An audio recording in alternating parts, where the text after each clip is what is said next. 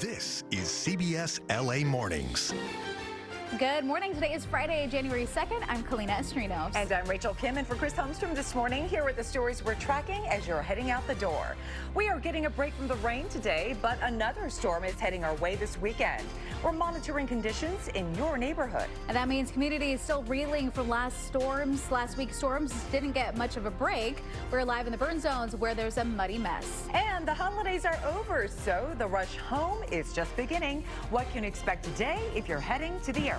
But first, we do begin with developing news in Sherman Oaks. Take a look. This is where a fire broke out at Sherman Oaks Galleria. This fire started just after 2:30 this morning in a laundry room. Sprinklers kept it from spreading, but part of the mall was flooded. No one was injured, and there's still no word yet if the stores will open up on time. In the Southell area of West LA, a fast-moving fire torched 3 cars in the parking garage of a 2-story apartment building at Southell Boulevard and Ohio Avenue. The flames broke out just after 3 a.m. There are no reports of injuries, but there is smoke damage to one of the apartments. The cause of this fire is under investigation. All right, we want to get back to the next round of rain. Meteorologist Amber Lee joining us right now to look at your next weather forecast. And Amber, what are we in store for?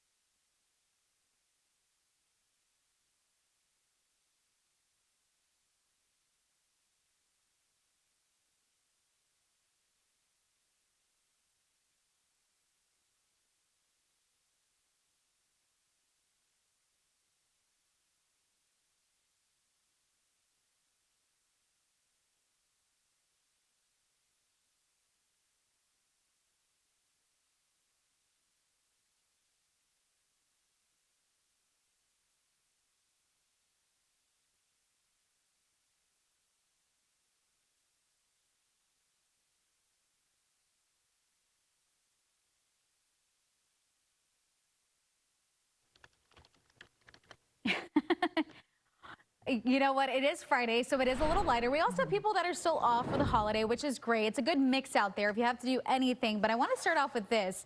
Take a look. Topanga Canyon Boulevard. Traffic is now flowing there. This is after Caltrans removed debris from the highway. The 3.5-mile stretch reopened just a short time ago, and we were there as workers removed the signs.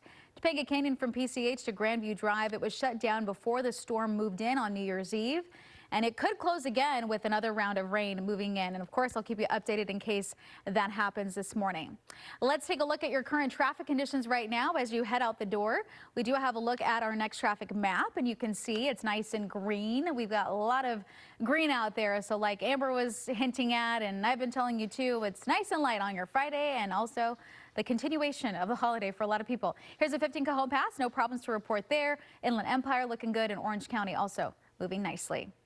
We do not get to this, though. People in the foothills, they are getting ready for more rain starting tonight. That's right. CBS LA's Amanda Sorrentino is live in Altadena, where the next storm is rattling some nerves again. Good morning, Amanda.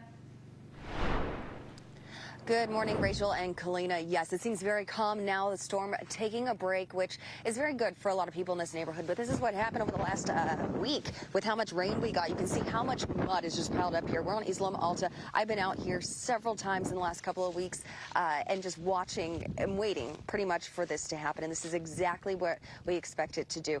K-rails have been set up here since actually February, since we had that big storm right after the fires came through. We're on East Loma Alta right at Skyview. And, you know, this is where they've been expecting this to happen. On East Loma Alta this morning, I was driving all the way through it. Much of this road is blocked off for drivers unless you need to get to your home, just because of the concern of more of this happening with more rain on the way. You can see the mud is gotten so high. This used to be a drop of several feet, and now it's just all filled with mud. And this morning, the Sheriff's Department tells us the evacuation warning's still in place here, and they're expected to remain in place. Overnight, the LA County Sheriff posted that rain is anticipated to impact LA County through Tuesday, January 6th, and that recent burn scar areas should prepare in case evacuation orders are issued. They are also warning that mud and debris flows can block roads and cut off access, and they're urging residents to have a plan and an emergency supply kit ready. Forecasters say the heaviest rain could come Saturday, with bursts of intense rain that can turn a drainage channel into a moving hazard in minutes. Especially after the fires last year, when somebody says, you know, warning, be prepared to evacuate. We're taking it a lot more seriously than we used to.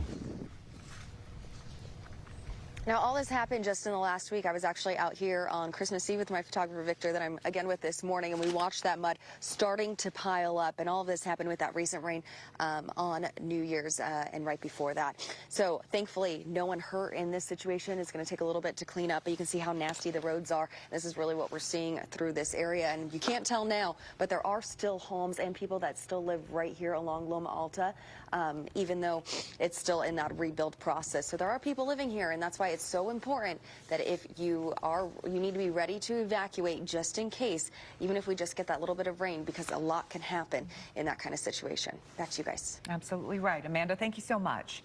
The New Year's storm took a tragic turn in Orange County after a body was found in Fountain Valley. A rescue helicopter hoisted the woman out of the Santa Ana River. Her name has not been released.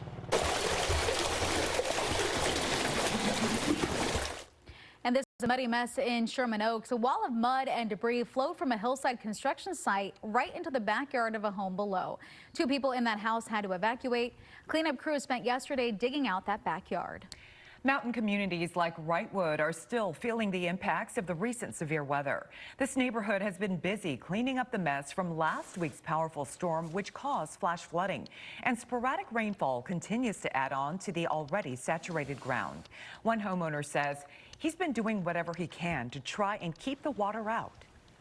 Carpet ripped out of here yesterday, and then it filled up with water again today. We got 3 wet vacs and a sump pump to keep the water under control because it's still coming. Well, with more rain in the forecast, Wrightwood locals say they plan to continue working together to get through one of the toughest winter seasons in recent years. But we do have some good news for Leto Creek residents. They can now use their tap water again. Leto Springs Water Company has lifted the boil water notice for the community, saying they are not required to do so anymore before drinking their tap water. We will, of course, keep you updated on the next storm on the way here on CBS LA. And as always, you can track the storm with the Next Weather Radar Network on CBSLA.com. Authorities now say at least 40 people died in that New Year's Eve bar fire at a ski resort in Switzerland, and 115 others were injured, many of them seriously. Cell phone video shows the harrowing first moments of the fire. Flames raced across the wooden ceiling of the bar, panicking partygoers in the basement who rushed to get out. Then it spread through the upper level. There's no official cause of the fire, but a witness who lost a friend in the fire says a New Year's Eve stunt may be to blame. Suddenly, there was a blaze, very intense. Then we were trapped. I didn't see how it started, but it seems to me that there were some waitresses with bottles of champagne with little sparklers, and they got too close to the ceiling. Investigators say it may take days to identify all the people killed in the fire, and they're looking into whether the bar was overcrowded. Mourners left flowers and candles outside at a growing memorial for the victims.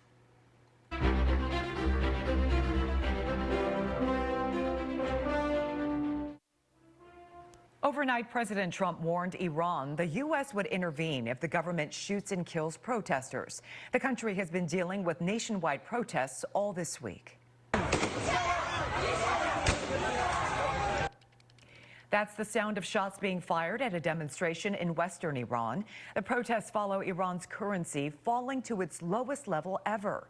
Inflation is rising dramatically, and many people are complaining their refrigerators are empty and they can no longer afford food. 7 protesters have already reportedly been shot and killed. In a post just before midnight, our time, the president warned that if Iran shoots and violently kills peaceful protesters, the United States will come to their rescue. We are locked and ready to go. No word yet from the White House what that statement means. Well, this morning, President Trump's health is in the spotlight after he shared new details about recent medical treatments. As CBS LA's Kamal Afzali explains, the president's health is drawing attention. At the same time, millions of Americans are grappling with a sharp rise in health care costs. The stroke of midnight Thursday brought in a new year and wiped out federal subsidies for millions of Americans who buy health care coverage through the Affordable Care Act. It's painful. For retired Boeing engineer Brad Korb, that means a more than $600 jump in his monthly premiums. We don't have it in our current income, so, we're going to have to pull money from savings. Healthcare research nonprofit KFF says, on average, more than 20 million subsidized enrollees in the Affordable Care Act will likely see their premium costs rise by 114% this year. Last fall, congressional Democrats forced a 43-day federal government shutdown over the issue, but lawmakers failed to reach a compromise before the holiday break. The House is expected to vote again later this month. It was never any good. President Trump has long been critical of the landmark Obama-era law. He's advocated for healthcare funds to go directly to individuals, not insurance companies. I want that money to go to the people directly and let the people buy their own health care. President Trump's own health is also making headlines. In a Wall Street Journal interview, he clarified that he had a CT scan, not an MRI, back in October, an imaging test his doctor characterized as, quote, perfectly normal. The president has spent time on the golf course over the holidays. According to the Wall Street Journal, that's the only exercise he likes. Kamal Afzali, CBS News, London. Time right now.